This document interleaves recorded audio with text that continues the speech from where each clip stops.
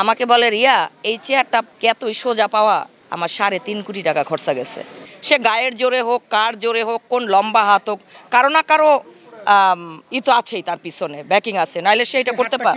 হ্যাঁ, সে হাতটা বললাম না, সে হাতটা তো আপনারা জানতে পারবেন, টুডে অ্যান্ড টুমোরো জানতে পারবেন। কাউকে সাপোর্ট করা ভুল না, কিন্তু কেউ যদি অন্যায় করে সেটা ভুল। আমি সাপোর্ট গত বছর নিপুণকে করেছি, আমার ভালো লেগেছিল। এবার আমার ভালো লাগেনি বলে আমি সেখান থেকে চলে আসছি, আমি দীপজল ভাইকে সাপোর্ট করছি। এটা সম্পূর্ণ আমার ব্যক্তি স্বাধীনতা। তো আপনারা এটাও জানেন যে আমি আগে দীপজল ভাইয়ের এখান থেকে দুটো কথা বলে আসি যে দীপজল ভাইকে যে রিটটা দিয়েছেন সেখানে তার আইনজীবী বলেছেন যে দীপজল সাহেব ভোট নিয়ে ভোটারদের সাথে টাকা নিয়ে লেনদেন করেছে। এগুলো কেন? গতবারও সেম জিনিসটা আপনি জায়েদ খানের সাথে করেছেন।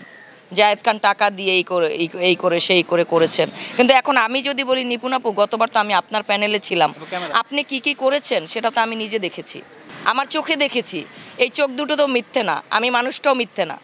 আমি তো এখনও সুষ্ঠুভাবে দাঁড়িয়ে আছি, সুস্থভাবে দাঁড়িয়ে আছি আপনাদের সামনে। হ্যাঁ, তো আপনি তো যেমন গতবার তো আমি ওই জায়েদ ভাইয়ের প্যানেলে যাইনি, তাদের প্যানেলে কি হয়েছে আমি জানি না, বাট আপনার প্যানেলে কি হয়েছে সেটা আমি জানি। হ্যাঁ, আমি তো বলেছি সে বারবার টাকা নিয়ে মামলা করছে, এটাই তো নাকি?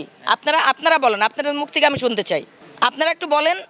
সে কিন্তু বারবার সেই একই জিনিস নিয়ে কাজ করতেছে। গতবার করেছে জায়েদ খানের সাথে, সে ভোটের জন্য টাকা দিয়েছে সবাইকে, সেটা নিয়ে রিট করে মামলা করে অবৈধভাবে 2 বছর এই চেয়ারে ছিলেন সে অবৈধভাবে। কারণ গতবারে কিন্তু জায়েদ খানই জিতেছিল, সে পাশ করেনি। সে গায়ের জোরে হোক, কার জোরে হোক, কোন লম্বা হাত হোক, কারো না কারো ই তো আছেই, তার পিছনে ব্যাকিং আছে, নাইলে সে এটা করতে পারে। হ্যাঁ, সে হাতটা বললাম না, সে হাতটা তো আপনারা জানতে পারবেন, টুডে অ্যান্ড টুমোরো জানতে পারবেন। হ্যাঁ, না ওই হাতটা ভাই, ওই দীপজল ভাইকে কালকে কি বলছে, তুই বল আমার হাত, আমি কোন হাত, আমার হাত লম্বা কারে দিয়ে করতেছি, তুই বল। দীপজল সাহেবকে যদি বলতে পারে তুই বল, তাহলে অবশ্যই তার হাত আছে। দীপজল সাহেবের মতো একজন স্বনামধন্য মানুষকে যদি সে এই ধরনের কথা বলতে পারে, আমি তো একটা পুঁটি মাছ ভাই, তাই না নাকি?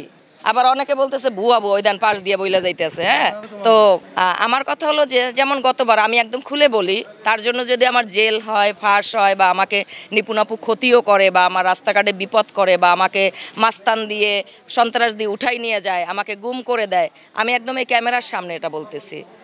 গতবার তো সে টাকার খেলা দেখাইছে, তারপরও তো সে জিততে পারে নাই। হ্যাঁ, চেয়ার কিন্তু পেয়েছে, তারপরেও না বলো লোপা আপু, তুমি বলো। অবৈধভাবে পেয়েছে, সে বৈধভাবে তো চেয়ার পায়নি। গতবার কি সে টাকা দেয়নি? সে ওই যে আমি বলি এই যে কি কমপ্লেক্সটা ওটা, এই যে এখন কি বলবো, সে সম্মানীয় স্বরাষ্ট্রমন্ত্রীর যে বিল্ডিংটার যে ওখানে হাতির ঝিলে, হ্যাঁ পুলিশ, ওই হাতির ঝিলের ওখানে পুলিশ পাশে যে বিল্ডিংটা, সেখানে নিপুণ আপু তো কম তামাশা দেখায় নাই। পুলিশ প্লাজা না, এটা হলো মধুবাগের পাশে, গত বছরে মধুবাগের পাশে যে আমরা যে ওখানে গেলাম। হ্যাঁ, তো লাস্টের দিক দিয়ে যে সে যে আমি না অবাক হয়ে গেছি যে কি রে ভাই, এগুলা কি করতেছে? মানে আপনার বস্তার মধ্যে টাকার বান্ডিল, সেগুলো প্যাকিং করা হচ্ছে সবাইকে দেওয়ার জন্য। কিন্তু গতবারকে আমাকে আপনারা ডেকেছিলেন সাক্ষাৎকারের জন্য কেউ, বা আর কেউ আসছিল আমার সামনে সাক্ষাৎকারের জন্য, বা যে জায়েদ খানকে মামলা দিয়েছে, তখন তো আপনারা কেউ আসেন না ওই প্রশ্নটার সময়। তখন আসলে হয়তো বলতাম, এখন আপনারা আসছেন বলে বলেছি। এখন আপনি প্রশ্ন করতে পারেন আপনারা আগে কেন বলেন না টাকার ব্যাপারটা, আগে জিজ্ঞেস করেন না? বলিনি কার? আমি তো দলের, আমি প্যাকেট দিয়ে কি করব? আমি তো দীপজলবার প্যানেলে, আমি তো বলতে পারবো ইফতার ছাড়া আমরা তো দীপজলবার কাছ থেকে কিছু পাইনি।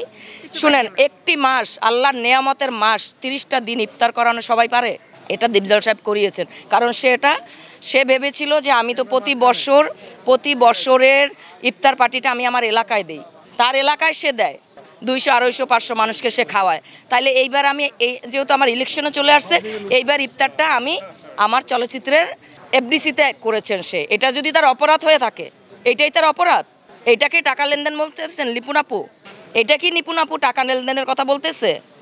আমরা তো টাকা দেখি নাই, দীপজল সাহেব কাকে টাকা দিছে আমরা তো দেখি নাই, বা আমরা পাইও নাই। নিঃস্বার্থে গতবারও আপনারিতে আমি নিঃস্বার্থে লড়েছি, আমি একটি টাকা নেই নাই। আমি দেখেছি গেলে যেগুলো কি করতেছে।